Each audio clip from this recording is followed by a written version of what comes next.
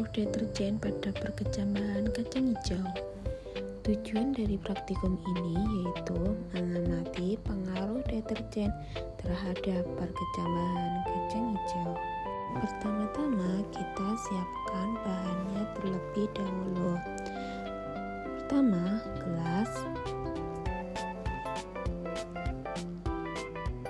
Yang kedua, kacang hijau,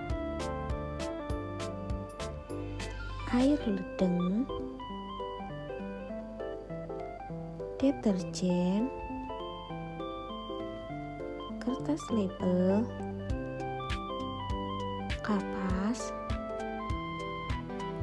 penggaris, dan sendok. Pertama-tama marilah kita tempelkan label terlebih dahulu pada gelas. Kemudian kalau sudah, kita tata seperti ini. Lalu ambil deterjen bubuk. Ini 1 sendok bubuk deterjen ya. Kemudian masukkan ke dalam wadah yang sudah berisi air ledeng. Lalu aduk-aduk sampai merata. Jika sudah, tuangkan larutan deterjen tadi ke gelas pertama yang berlabel 100%.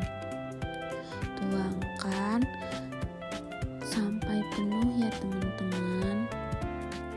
Kemudian tambahkan air deterjen dengan 1 gelas air ledeng.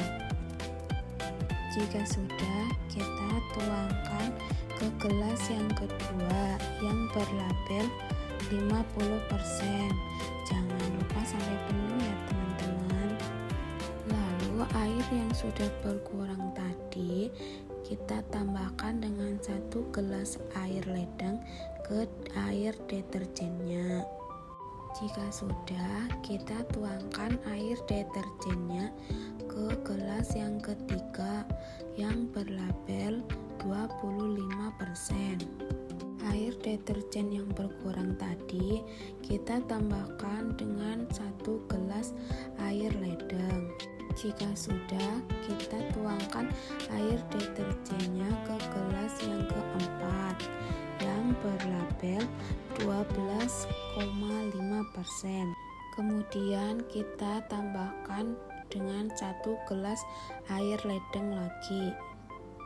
Jika sudah, kita tuangkan ke gelas yang kelima yang berlabel 4,25%.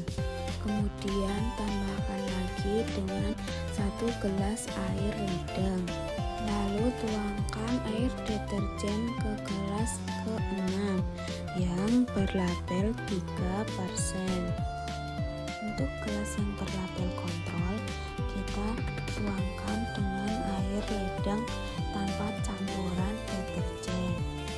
Jika sudah, kita masuk pada tahap selanjutnya, yaitu memasukkan kapas ke gelas-gelas yang sudah kita beri label tadi.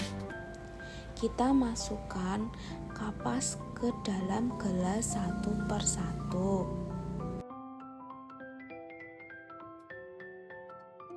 Gelas yang sudah kita isi kapas tadi, kita kasih larutan yang sudah kita siapkan tadi ya. Kita kasih dengan takaran 2-3 sendok saja.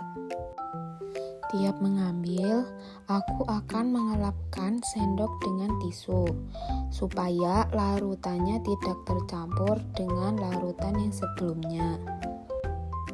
Kita kasih larutan hingga ke gelas ke-6 ya teman-teman.